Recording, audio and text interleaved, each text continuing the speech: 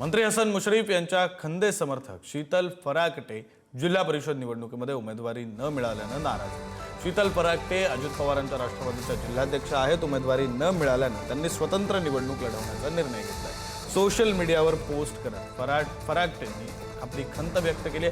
अनेक वर्ष आमच्या वाट्याला निराशाच का, आम्ही फक्त कायम पक्षाचा झेंडा हातात घेऊन माईक हातात घेऊन सभा गाजवायचा का, असा सवाल फराकटेंनी मुश्रीफ यांनी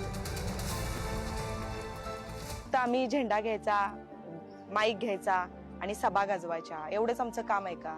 सर्वसामान्यांच्या पर्यंत पोहोचून काम करण्यासाठी आम्हाला नेते मंडळी कधीच कुठला स्थान देणार नाहीत का, हा प्रश्न आमच्या मनामध्ये येत असताना आज या ठिकाणी या माध्यमातून मी सांगू इच्छिते की माझी लढाई कुणाच्याही विरोधात नाही, पण माझी सगळी सर्वसामान्य जनता असेल, माझा युवक युवती वर्ग असेल, शेतकरी वर्ग असेल, वंचित बहुजन समाज असेल, माझ्या मायमाऊली सगळ्या असतील, त्यांच्यासाठी काम करण्यासाठी आणि एक विकासात्मक धोरण त्यांच्यासमोर घेऊन जाण्यासाठी आज या ठिकाणी जिल्हा परिषदेची ही निवडणूक मी स्वतंत्रपणे लढण्याचा निर्णय घेतलेला आहे।